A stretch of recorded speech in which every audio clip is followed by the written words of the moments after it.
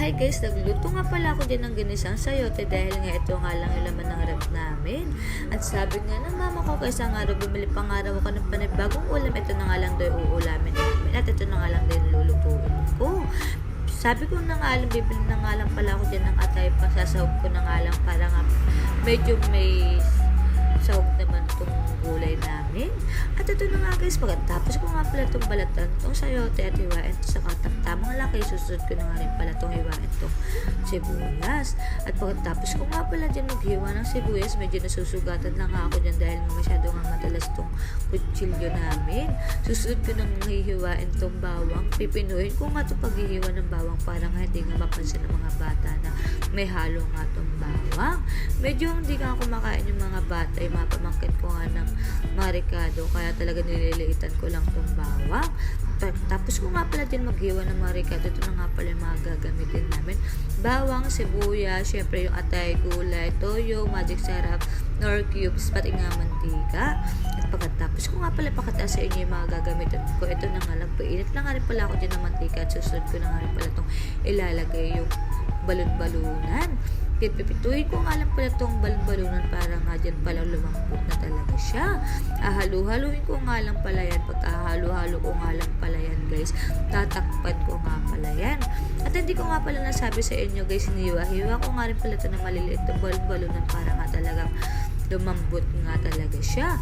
At ito na nga guys, tinabi ko nga muna itong balon-balunan para nga kahit yan palang napipirito nga rin pala siya. At pipirituhin ko na nga rin pala ito ng gusto itong balon-balunan para nga talagang masarap nga siya. At sinunod ko na nga rin pala itong mga ricado, ginasagisa ko na nga rin pala silang lahat para nga talagang kumapit na nga itong marikado sa balon-balunan. Tinakpan ko nga lang yung mga 30 minutes para nga talagang kumapit itong ricado. Hinalo-halo ko nga lang pala to at ito lalagay ko na nga rin pala itong gulay. Syempre guys, sinugasan ko na nga rin pala yung gulay para nga talagang malinis nga itong kakainin nga namin. At hinalo-halo ko nga lang talaga na maigi yan para nga talagang kumalat nga itong lasa nga na itong balon-balunan.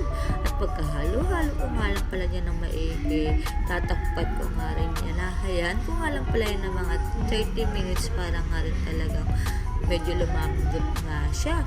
At nakalimutan ko nga pala sa inyo, maglalagay nga pala ako dyan ng 2 basong tubig para nga talaga magkaroon nga siya ng sabaw. Dahil nga nag-request nga yung boyfriend ko, ramihan nga daw ng sabaw dahil nga gusto talaga namin dito sa bahay masabaw nga talaga yung ulam.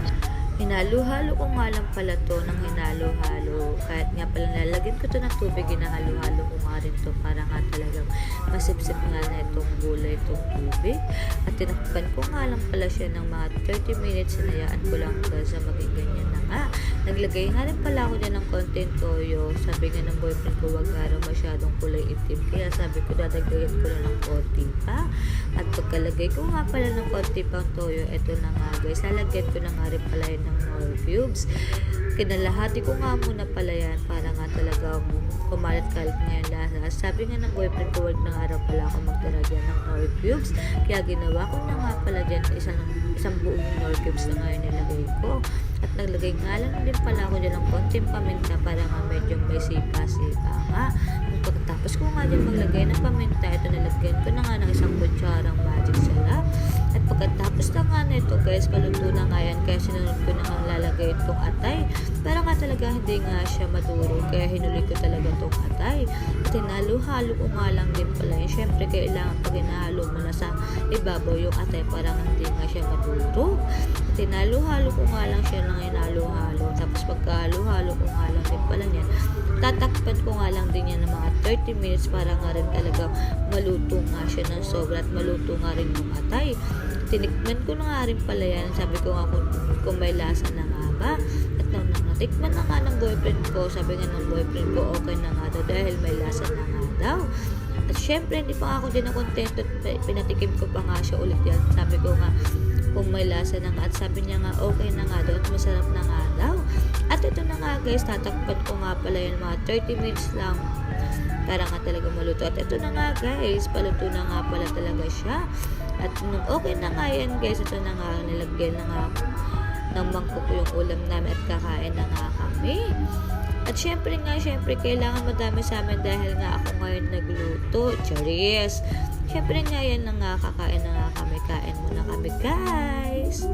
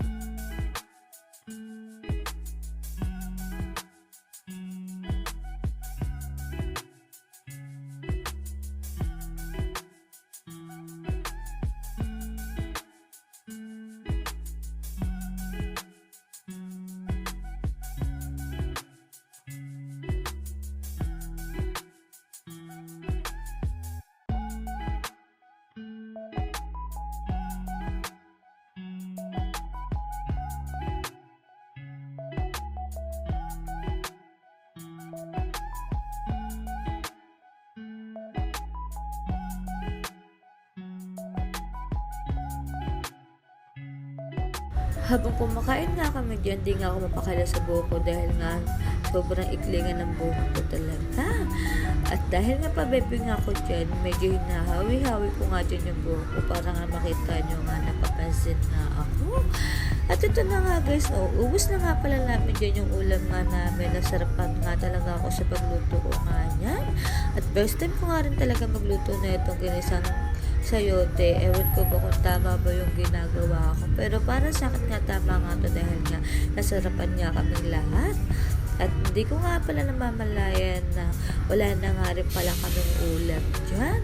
Dahil nga pinagbibigyan nga rin pala namin yung kapatid nga ni mama, tapos si mama, tapos yung kapatid ko ang bunso.